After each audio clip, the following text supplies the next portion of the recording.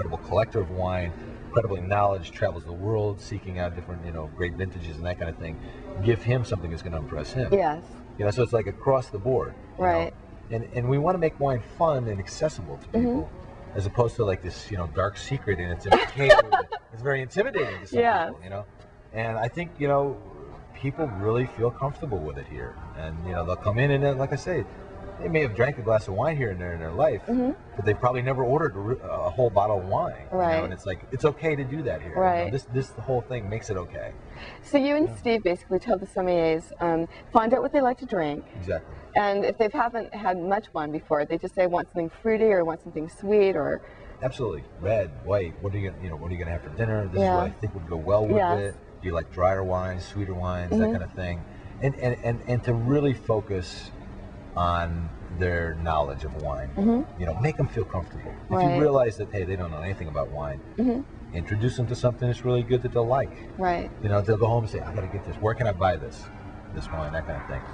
And that's really exciting to be able to give people like an experience like that. We're not here to like educate and turn the world's knowledge of wine upside down. We're here to make people comfortable with it, appreciate it, and have fun with it. And that's what it should be about. Do you give the sommeliers tastings or everything, the whole stuff? Yeah, and you suggest with this kind of dish, this kind of wine. Absolutely. Every night before service, if it's a new tasting menu, if it's special, here are some wines that'll go great with this. Here's why they'll go great. They'll work with it, and why the acid level is right, or that kind of thing. And again, Stephen's a very good teacher.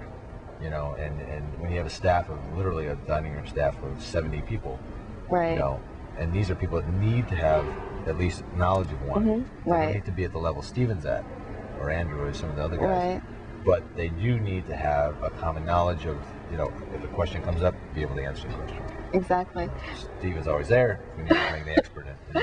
Now, I'd like to ask you about critics, because I noticed, and this is something that I knew from Daniel Belay in New York, you have basically a monitor in the kitchen, so you could see tables.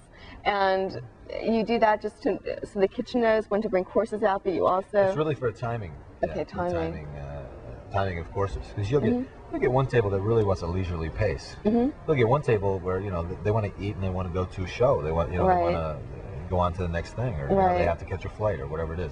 So in a space this large too, it's really important that we can control the pace of everything. Yes.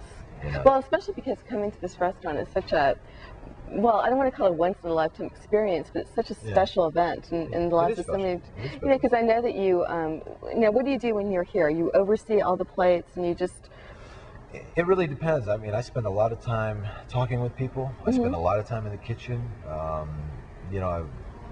developing new dishes, menu changes and things like that.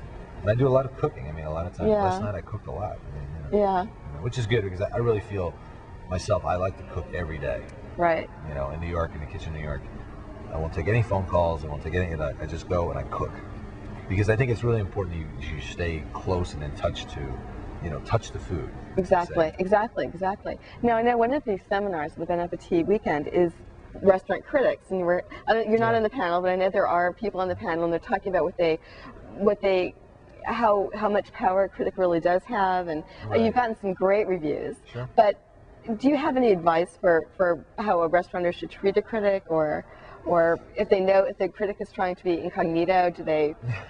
What do they do? It's always for me it's always a catch-22. I mean, a lot of there are some critics / journalists that I know very well. Right. I'm not going to pretend I don't know they're there. I'm going to try to give them an experience of what the restaurant's about. Right. There are other critics I don't know that could come in the restaurant. I don't know they're there. Right. And hopefully, I think you always have to take the attitude that what you're doing is really good. It doesn't matter if it's a critic, if it's someone from Boston, New York, or Oklahoma. Right. You want them to have a great experience. Right. Because that person, if they have a great experience, they're going to tell their best friends. Right. And so on and so on. Exactly. And that's, we'd all love to get great reviews all the time. I've gotten my fair share of great reviews, I think, from critics across the United States. And I've also got some bad reviews. I've also had people that don't like what I do, for whatever reason. Right. But I think the important thing is you don't take any of it too seriously. Right. focus on what you do. You know, I really believe that we know better than anyone else what we should be doing in this restaurant. And if we do something wrong, we know it before any critic or any customer. Right. Yeah. So if you pay attention to what you do, and you're going to make mistakes, you know, constantly. But the important thing is you try to work to be better and better all the time. You know, and that's what I try to get across to the people. Do you instruct the staff what to do if you think somebody's a critic, if they're taking notes, if they ask questions about the menu that seem different from usual? Do you ask them to alert somebody, you or the chef that's cooking? Not in general. I mean, I think it's more of, you know, if someone seems very knowledgeable about food and wine and is, you know, is inquiring about things. Yeah. To try to make sure that Steven's there. Okay. If it's a wine question. Right. I'm always available if it's something about food, or Joe and Megan in the kitchen. You know, maybe take them in the kitchen, give them a little tour of the kitchen. Yeah. You know, and who knows? It could be someone who's just really interested about food. It could be a writer. Who knows? Right. But you know, I think the important thing is to pay attention to what you're doing for everybody that comes in a restaurant, and then you're safe. You know, and you're okay.